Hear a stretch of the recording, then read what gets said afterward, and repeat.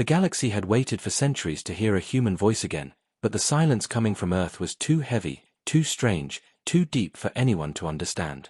For years, the Alien Council sent messages, probes, ambassadors, and peaceful invitations, yet every signal fell into darkness like stones thrown into an endless ocean. No reply. No movement. Not even the faint sign of radio life. It was as if humanity had vanished behind its own sun, leaving only empty space behind. Many believed Earth had collapsed. Some believed humans chose isolation. Others thought humanity was simply too weak, too scared to face the wider galaxy after their early conflicts. And slowly, the galaxy accepted one idea: humanity had become irrelevant. But that idea died the moment the convoy entered the Sol system. The Alien Council had gathered their best diplomats, a full escort fleet, and ships decorated with symbols of peace. They believed that their presence would show respect. They believed that humanity would appreciate the gesture. But as the first ships crossed Neptune's orbit, a strange stillness fell over every deck. No asteroids moved. No debris drifted. Even the cosmic dust seemed frozen. Space felt unnatural, like someone was holding their breath. Captains stared at their screens, confused. Crew members whispered in fear. Pilots clenched their controls tighter. And then the stars began to flicker. At first, the flicker looked like a simple glitch, a sensor error, maybe a pulse from a nearby star. But the flicker grew deeper, darker, and tighter, like something enormous was blocking distant light. The convoy scanners tried adjusting, recalibrating, rebooting. Nothing worked. The darkness did not move like a nebula or a shadow. It moved with intention. It moved like a living thing. Someone on the bridge of the flagship whispered, "Is that Earth's moon doing this?" Another answered shakily, "Moons do not bend light." But no one spoke the fear that crawled through their minds. Something massive was hiding behind the moon. As the convoy reached the space between Earth and Luna, the silence turned suffocating. Engines hummed but felt muted. Consoles flickered but offered no explanation. The gravitational field of the region felt wrong, as if something enormous was bending space itself. A young navigation officer on the second escort ship stared at her readings, her voice trembling as she said, "Something is pulling us, very slightly, but not from Earth. From behind the moon." The captain leaned forward. What could be that big? Before she could answer, the entire void trembled. The convoy felt it, the way a forest feels a giant's footsteps. Every ship shook from the force, consoles blinked, alarms briefly flashed, and every officer froze in stunned fear. This was not an attack. This was not a weapon. This was the gravitational signature of something impossibly large beginning to move. Their scanners shut down instantly. Their lights dimmed to half power. The viewports flickered like dying eyes. A wave of pressure passed through the entire fleet, not violent, but heavy, like the universe itself had just exhaled. And then the shadow emerged. It came slowly at first, a dark curve sliding out from behind the moon's horizon. The convoy thought it was a station. Maybe a mining structure. Maybe a massive shield array. But the curve kept growing and growing, stretching across thousands of kilometers, blocking starlight across the entire sector. Gasps filled every bridge. Fear tightened every throat. No one had ever seen a structure that large. The shadow thickened into armor. Panels glimmered with cold, silent lights. Enormous engines, larger than cities, ignited with a faint blue glow. And on the front side, covered in heavy black plating, symbols began to shine. Red, white, blue. Earth's colors. Human colors. Someone screamed, "That's not a station." Another shouted, "It's a ship. A warship." A third whispered with shaking hands, "Humans built this? How is this possible?" The entire convoy felt smaller than insects before a mountain. It was a dreadnought, but the word felt weak. This thing was not a ship, it was a floating continent, a mechanical titan forged in silence, wrapped in armor thicker than battleships, engines powerful enough to tear space open. Every weapon port was sealed. Every system looked dormant. Yet the quiet presence of this monstrous creation felt more dangerous than any weapon ever built. The alien escorts raised shields automatically. No one ordered them to, instinct did. The Dreadnought still did not speak. It simply watched the convoy with cold, unreadable intent. It drifted forward like a sleeping god opening its eyes for the first time in centuries. The alien fleet moved back without thinking, terrified at what they were facing. Inside the alien flagship, diplomats shouted for calm. Commanders tried to re-establish scans. Engineers scrambled to fix their frozen systems. Every attempt failed. Every machine bent in the presence of the Dreadnought. It was not using jammers. It was not using weapons. It was simply existing. And its existence alone was crushing the convoy. When the alien flagship finally gathered the courage to transmit a message, the diplomats spoke with trembling voices, "We come for peaceful negotiation with the people of Earth." The transmission echoed into the void. The Dreadnought finally moved. Its front armor plates shifted as if the ship were waking from a long sleep. Deep within its dark body, red lights slowly activated one by one, spreading across the hull like veins filling with fire. The convoy braced instinctively. Their hearts raced. Their legs shook. Some diplomats closed their eyes, praying. A single communication channel opened. A single voice spoke. A cold, emotionless, human voice. Negotiation denied. Terran authority has awakened. Every alien froze. Every ship fell silent. Every heart stopped. No anger. No explanation. No discussion. Just a declaration, clear, sharp, final. The diplomats stuttered, trying to reply, trying to salvage peace, but no channel opened. The Dreadnought did not respond. It simply hovered in front of the convoy like a warning carved into the fabric of space. The Alien Council had imagined humans as weak, desperate, seeking approval. They were wrong. Humanity had not been silent because they were dying. They had been silent because they were evolving. Because they were preparing. Because they had been building something the galaxy had no name for. Behind the Dreadnought, scanners briefly flickered alive for only a split second, just long enough for the alien fleet to detect something terrifying. Hidden behind the dark side of the moon, for a moment, hundreds of similar gravitational signatures pulsed in the darkness. Hundreds. Each almost as massive. Each asleep, for now. The galaxy realized its greatest mistake. They had left Earth alone long enough for humanity to rise in silence. And now that silence had broken, the universe would never be the same again. The Dreadnought drifted forward just an inch, and weapon ports across the alien convoy shut themselves down automatically. Not by command. Not by override. By fear. Every alien race who once laughed at humanity, now trembled before a single human ship. And this was only the first. The alien convoy remained frozen in place, their engines humming weakly as the giant human Dreadnought hovered before them like an ancient nightmare refusing to fade. Every alien officer, even the bravest commanders who had survived countless wars, felt their throats tighten. This ship did not move aggressively, did not charge its weapons, did not even broadcast a threat. But its presence alone felt like a mountain pressing against their chests, making every breath heavy. The message it delivered still echoed through every bridge, negotiation denied. Terran authority has awakened. Inside the alien flagship, panic spread silently. Diplomats whispered anxiously, trying to hide their fear from one another. Command officers avoided looking at the main screen, where the Dreadnought's massive hull blocked half of space. The youngest crew members stared at their hands, confused at why they were trembling so badly. The Council had told them humans were weak. The Council said Earth had no advanced fleet. The Council promised this mission would be peaceful, simple, and easy. But nothing about this felt peaceful, simple, or easy. It felt like standing before something ancient and wounded that had finally opened its eyes. Their captain finally spoke, though his voice cracked like thin ice. Send another message, something calm, something sincere. Try again. The communication officer opened a new channel, her fingers shaking so much she could barely press the controls. She sent the message in a soft voice, hoping emotions might be heard. We seek understanding. Please, allow us to speak. Silence returned like a blade. The channel did not open. The Dreadnought did not answer. No lights blinked. No engines activated. It simply watched them. Some crew members felt tears burning in their eyes from the pressure of fear and helplessness. But the worst part wasn't the silence. The worst part was the growing question inside every mind. What happened to humanity?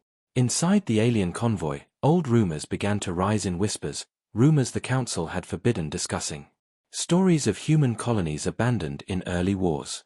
Stories of pleas for help ignored by the Council. Stories of humans fighting alone against threats that no other species dared face. Stories that suggested Earth had not been silent by choice, but silent because it had been broken, and rebuilding itself in the dark. One diplomat clenched her fists. What if they suffered because of us? Another answered in a low, trembling voice, what if they suffered because the Council let them? The guilt, the fear, the confusion, everything mixed together, turning every heartbeat heavier. And far away, inside the bridge of the Dreadnought, Admiral Rhea Cole stood in front of a quiet holographic display. Her expression was calm, but her eyes showed a story no alien would ever understand. She had watched her people die in those forgotten years. She had seen Earth burn when no ally came. She had signed the oath the Council never believed, humanity will never kneel again. Her voice was calm when she spoke to her officers, but that calmness felt like the edge of a blade. Hold position. No negotiations. Her second-in-command, Commander Elias Ward, looked troubled. They're afraid, Admiral. They didn't come for war. Rhea didn't flinch. Fear is earned, Commander.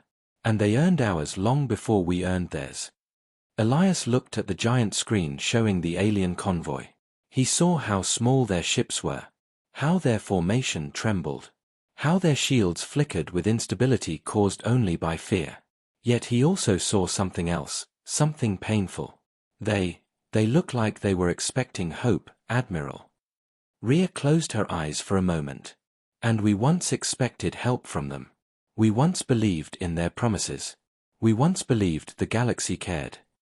Her fingers slowly tightened behind her back. And we paid for that belief with graves. Silence fell again inside the Dreadnought, but this silence was emotional, heavy, filled with memories of past betrayals. The humans aboard the ship did not hate the aliens.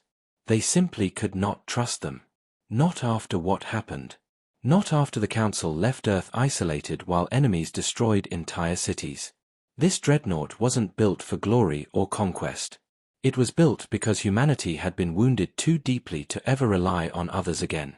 Back in the convoy, one alien diplomat broke down into tears, not from fear, but from guilt. What have we done? She whispered, pressing her hands over her face. Her fellow diplomats watched her helplessly. They, too, felt shame creeping into their hearts as they stared at the monstrous ship. It wasn't just a weapon. It was a message of pain shaped into metal. The alien captain finally gathered his courage again. Prepare our official apology statement. Maybe if we explain the past, the diplomat interrupted him, voice shaky. Do you think they want apologies? Do you think words can heal what they suffered in the dark? The captain lowered his head because he knew the answer. Still, they had to try. But before the message could be sent, something new happened. Something subtle. Something terrifying. The Dreadnought's lower hull shifted, revealing a glowing pattern like ancient scars burning to life. It wasn't a weapon charging. It wasn't an attack. But every alien ship felt the heat of power rising. It was like the ship was reminding them gently, too gently, that even its smallest movement could end them all. Crew members cried. Some collapsed to their knees. Some whispered prayers to gods that had never answered them before. No one wanted war. No one wanted conflict. But the weight of humanity's suffering was too great to ignore, and the Dreadnought carried that weight like a tomb made from steel and fire. One alien diplomat, the oldest among them, stepped forward with trembling eyes. We hurt them, he said softly. Not with weapons. With abandonment. With silence. He placed a shaking hand on the captain's shoulder. We must face what we did. Even if they refuse to forgive us. The captain nodded, tears forming but refusing to fall. Prepare the message, he whispered. But before they could send it, the Dreadnought opened a visual channel. A single human figure appeared, Admiral Rhea Cole, standing still, her posture straight, her expression unreadable. Her eyes were calm, but the pain behind them was unmistakable. A pain the entire galaxy had once ignored. Her voice was low. Not angry. Not shouting. Simply, tired. You should not have come here. The words froze every breath on the alien flagship. They waited for explanation. For hope. For anything. But she continued with the cold truth no diplomat wanted to hear. You seek peace only after we rebuilt ourselves from the ashes you left us in. You offer negotiations now that we no longer need them. Some aliens began crying openly. Some lowered their heads. Some felt shame so deep it cracked their hearts. Admiral Rear's voice remained steady. Humanity reached for the galaxy once. We were pushed away. Now we stand on our own. The channel closed instantly. No more words. No more hope. Only the crushing realization that they had arrived too late. The convoy stared at the silent monster ship, and for the first time in galactic history, they understood what it felt like to lose humanity's trust. And above all, they understood something more painful. This was not the beginning of war. This was the beginning of reckoning. The alien convoy floated in silence, the image of Admiral Rear Cole fading from every screen, but the weight of her words refusing to fade from anyone's heart. Her calm voice, her steady eyes, her pain hidden behind iron discipline, everything left the aliens shaken in a way no weapon ever could. They had expected anger. They had expected shouting. They had expected threats. Instead, they received something far worse, a wounded truth spoken softly. On the alien flagship, the diplomats stood frozen. Some stared at the floor. Some held their heads in their hands. Some simply gazed at the giant human dreadnought outside the window, watching its enormous shadow swallow the stars. It did not move. It did not blink. Yet its presence felt like standing at the edge of a cliff so high that one wrong step would erase everything. The oldest diplomat finally broke the painful silence. His voice was rough, shaking not from fear but from regret. We judged them too quickly, and now we face the cost. No one argued. No one spoke. The truth was too sharp. The alien captain approached the main window slowly. His hands trembled as he touched the glass, staring at humanity's creation, this impossible ship, built not for glory, but for survival. What kind of suffering, he whispered, creates something like that? Before anyone could answer, the flagship's historian stepped forward, carrying an old holographic tablet. His face looked pale, his eyes wide with realization. There are records, he said. Hidden ones. Ones the council erased. Everyone turned to him. Show them, the captain ordered quietly. The historian activated the tablet. A hologram flickered to life in the center of the room, old transmissions, lost reports, secret logs. The diplomat gasped as one after another dark truth emerged. Human distress signals. Human requests for medical aid. Human colonies asking for protection. Human outposts begging for help as unknown enemies invaded. And the council's responses. Cold. Cruel. Calculated. Earth must learn independence. We cannot waste resources on a species that resists our authority. Let them handle their own wars. The aliens felt their stomachs twist. They saw images of human colonies burning, families running, children screaming, cities falling, and no one came to help. The historian's voice broke as he whispered the truth. The council abandoned them. Humanity begged, and the galaxy turned away. One diplomat covered her mouth, tears spilling down her cheeks. What have we done? Another fell into a chair, feeling weak. They didn't build that ship because they wanted power. They built it because they had no one left to rely on. Pain settled over the room like a storm cloud. And then something strange happened outside. The human dreadnought shifted, only slightly, but enough to send a ripple through the alien ships.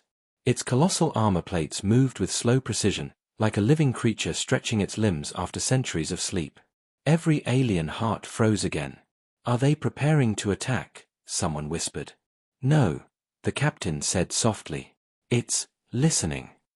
Outside, the dreadnought's sensor arrays rotated for a moment, scanning the alien convoy, not with hostility, but like someone looking at an old photograph they didn't know how to feel about.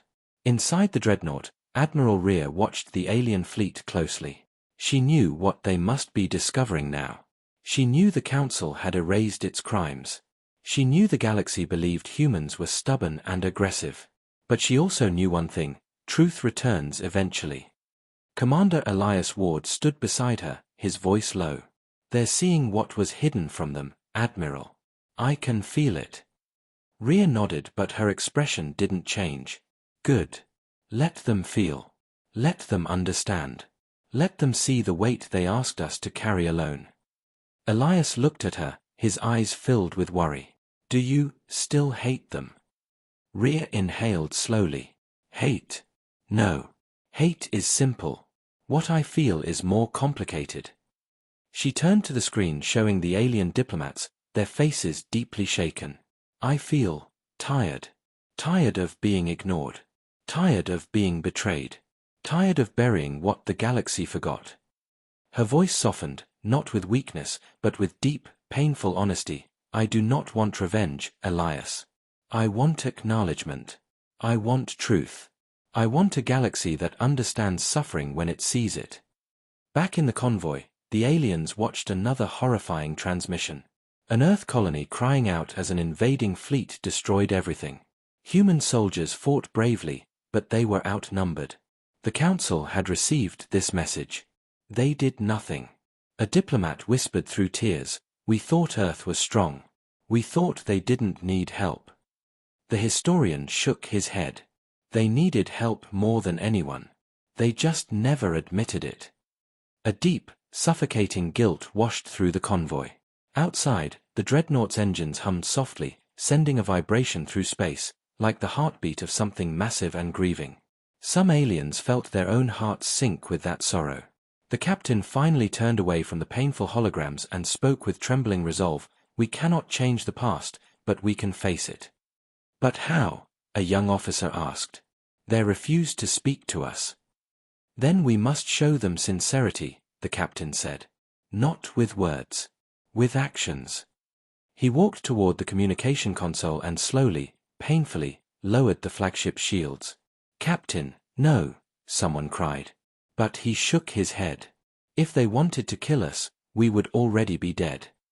One by one, seeing their captain's example, other alien ships lowered their shields too, not out of bravery, but out of acceptance. Inside the Dreadnought, Admiral Rhea noticed instantly. "Shields lowering across convoy," a human officer reported. Rhea studied the readings quietly. "No attempt to flee." "None, Admiral." "No weapon charging." "None." "Then they are not preparing for war," Rhea said softly. "They are surrendering." Elias stared in disbelief. "Why would they surrender now?" "Because they just learned the truth," she answered. "And truth can break someone more deeply than fear." Rhea closed her eyes for a moment, feeling an old wound inside her pulse with heaviness. "Prepare a statement," she whispered. Elias frowned. "Admiral, what will we say?" Rhea opened her eyes, calm again, controlled again, but with a quiet sorrow, something they have never given us before, reality. Back in the convoy, the alien captain stood tall despite the pain in his chest. "We came for peace," he said softly. "And now we know why peace was denied." Another diplomat stepped forward. "We must earn a chance to speak with them again. Not demand it." The youngest officer looked at the Dreadnought, tears still on his cheeks.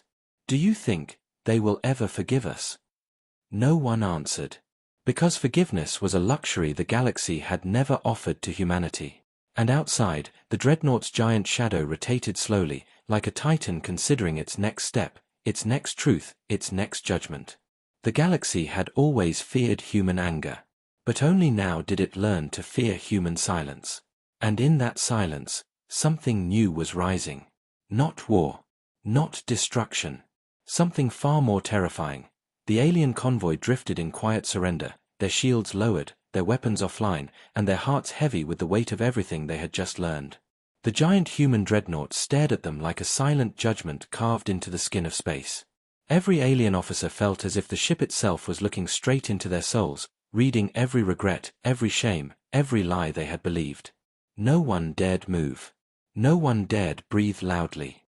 They waited, not because they wanted to, but because they had no strength left to do anything else. Inside the alien flagship, the captain stood still at the center of the bridge, his eyes locked onto the colossal ship outside. He felt small, helpless, and painfully aware of the Council's crimes. He knew the galaxy had wronged humanity. He knew the wounds they inflicted now stood before them in the shape of steel and thunder. But he also sensed something deeper. Humanity was not looking for revenge. Humanity was looking for truth. And truth always hurt the most. Suddenly, a soft chime echoed through the flagship. Every officer looked up. Fear rushed back into the room. A channel was opening, from the Dreadnought. A connection. A conversation. Or perhaps, a sentence. "Patch it through," the captain whispered. The screen brightened, and once again, Admiral Rhea Cole appeared, calm, unreadable, but this time there was something different in her eyes. Something heavy, human, and deeply emotional buried under her disciplined expression.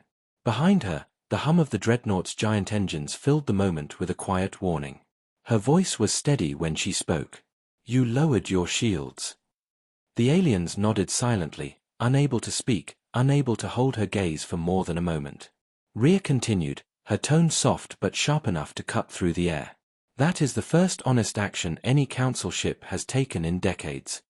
One diplomat broke into tears, covering her face. Another officer clenched his fists, fighting the shame rising through his body. Rhea's eyes moved slowly across the alien bridge, as if she could see every emotion they carried. "You have seen the truth," she said. "You have seen what was hidden from you. Now you understand why humanity stands alone." The captain swallowed hard. "Yes, Admiral. We understand. And we accept the blame." Rhea's voice lowered, becoming almost a whisper, not weak, but heartbreakingly controlled. "Blame does not return the dead. Blame does not rebuild what we lost. Blame does not erase the silence we were left in." Her words struck like a physical blow. Some aliens cried openly now. Some bowed their heads in grief. Some whispered apologies that never reached her ears. Inside the Dreadnought, Commander Elias Ward watched Rhea carefully. He knew this was not easy for her. He knew she carried not just the anger of a soldier but the grief of a survivor. He could see it in the quiet trembling of her hands, hidden behind her back. "Admiral," he whispered gently, "you don't have to do this alone." Rhea did not look at him. "I have always done this alone," she replied softly. "And so has humanity." Her pain was quiet but sharp enough to fill the entire bridge. Back on the alien flagship, the captain stepped forward, his voice breaking. "Admiral, if we had known, if the Council had not erased the reports, we would have helped you. We would have stood with you." Rhea tilted her head slightly, a sad smile forming, not mocking, but painfully honest. "Would you? Or is that what you wish to believe now, to ease your conscience?" The captain froze. Rhea continued, her voice softer now, almost gentle. "You believed we were arrogant, aggressive, dangerous. You believed the worst of us because it was easy. And when we needed help the most, you looked away." The bridge fell into dead silence. No one could argue. No one dared. Rhea took a slow breath, calming the storm beneath her voice. "We were alone. And because of that, we became something the galaxy never expected." Her eyes shifted slightly, revealing the sorrow she kept hidden for years. "We did not build the Dreadnought to threaten you. We built it because we had no one left to save us." The diplomats broke again. Some reached for each other for support. Some stared at the floor, ashamed to meet her eyes. The youngest officer whispered, barely audible, "I'm sorry." Rhea heard it. She felt it. But she did not let emotion cloud her judgment. "Sorry is a beginning," she said softly. "But it is not enough." Her expression hardened slightly, not with anger, but with resolve forged through decades of suffering. "You want to negotiate now because you are afraid. But understand this, fear did not build this ship. Pain did. Loss did. Abandonment did." The entire convoy felt those words like a knife through the heart. The captain finally gathered the courage to ask the question haunting every alien, "Admiral Rhea, what do you intend to do with us?" For a moment, Rhea closed her eyes. She remembered the burning colonies. The unanswered cries. The graves of soldiers who fought alone. She remembered her own family lost in the silence of space. When she opened her eyes again, they were steady. "I will not destroy you," she said. A wave of relief washed through the alien ships. Some collapsed into their seats. Others let out breath they didn't realize they were holding. "But understand this," she added, her voice sharpening with the authority of someone who had risen from ashes. "You will return to the Council. You will tell them the truth they buried. You will tell them what humanity became when left alone. And you will tell them this." She leaned forward slightly. "With or without negotiations, humanity no longer asks for permission to exist." The convoy froze. Every alien felt the meaning behind those words. Humanity was independent. Humanity was awake.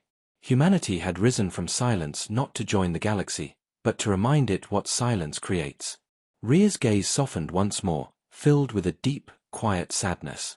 "We are not your enemy," she whispered. "But we will never be your victims again." With that, the channel closed. The giant dreadnought turned slowly, engines glowing like artificial suns, and drifted away, its shadow stretching across the convoy like a warning carved into space. The aliens watched it leave, their hearts shattered, their beliefs destroyed, and their souls changed forever. And in that moment, every species understood, humanity had not returned to negotiate. Humanity had returned to redefine the galaxy. The dreadnought had turned away, but its shadow still stretched across the alien fleet like a scar that refused to fade. Even though the monster ship was drifting slowly into deeper space, leaving Earth's orbit behind, its presence lingered inside every mind. No one could forget Admiral Rhea's voice, her pain, her cold truth delivered with heartbreaking calm. The alien convoy stood motionless, their engines quiet, their lights dim, their hearts heavy as they watched humanity's creation disappear into the dark like a wounded titan returning to its lair. But leaving them unharmed didn't make the moment easier.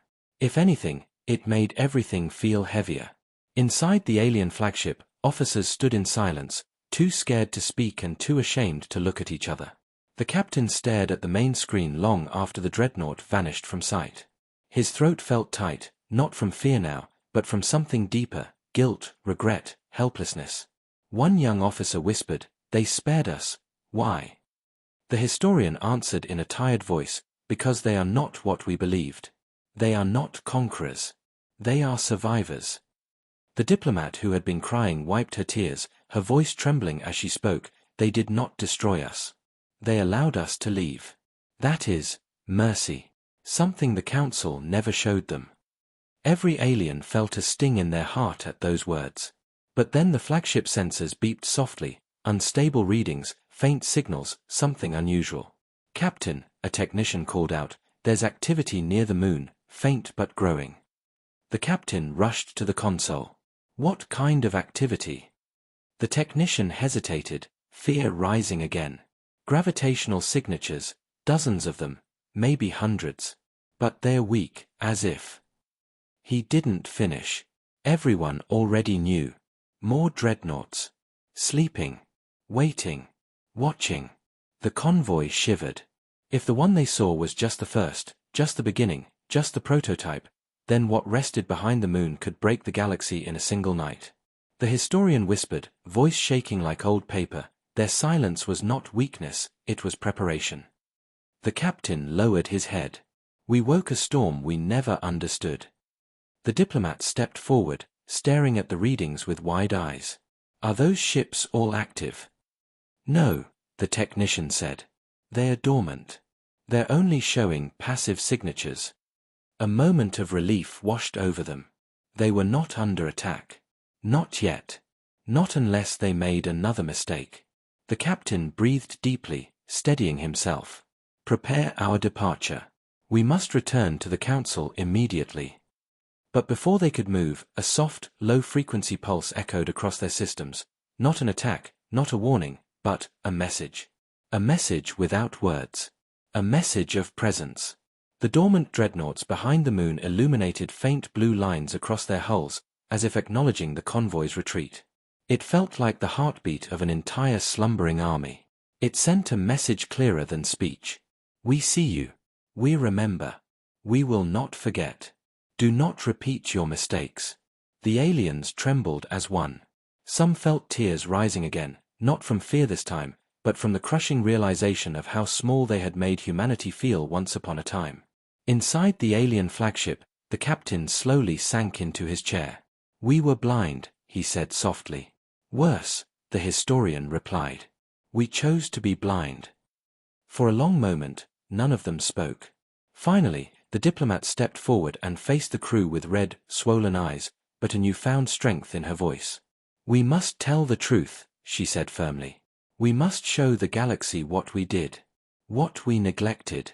What humanity endured alone." The captain nodded. "Yes. And we must warn them. If the Council continues its old ways, they won't just face humanity. They'll face something far greater." The youngest officer whispered, "A united human fleet." The diplomat shook her head slowly. "No. A wounded civilization that learned to survive without us.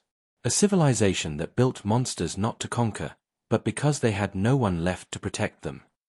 Her voice cracked at the last words. A painful silence settled again, pressing down on everyone's lungs.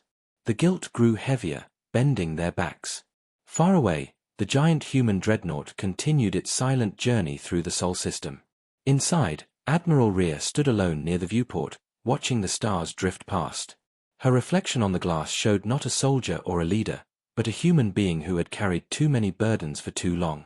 Commander Elias approached carefully, sensing the storm behind her calm exterior. "Admiral, the convoy is preparing to leave," he said gently. Rhea didn't turn. "They should leave," she replied. "They have much to repair, both in their council and within themselves." Elias hesitated, then spoke in a voice filled with concern. "You spared them, even after everything. Even after what we discovered happened to our colonies. Why?" Rhea closed her eyes, lifting her hand and touching the cold metal of the viewport. "Because destruction is easy, Elias. Anyone can burn a world. Anyone can fire a weapon. But forcing someone to face their truth, that is harder than any war." Elias swallowed. "And us? What do we do now?" Rhea finally turned to him, her eyes heavy, her soul exhausted, but her spirit unbroken. "We rebuild," she said softly. "We heal. And we prepare for the day the galaxy finally accepts what it created." Her voice deepened, filled with quiet thunder. "Humanity will step into the stars again, but this time on our own terms." Elias felt the emotion behind her tone, a mixture of grief, pride, fear, and strength. Back on the alien convoy, engines powered up slowly. Ships turned away from Earth. Pilots took deep breaths. Diplomats prepared statements that would shake every government in the galaxy. But before they left, one last thing happened. All the dormant dreadnoughts behind the moon pulsed softly again, a single, unified heartbeat of metal and silent fury. The aliens understood the message instantly.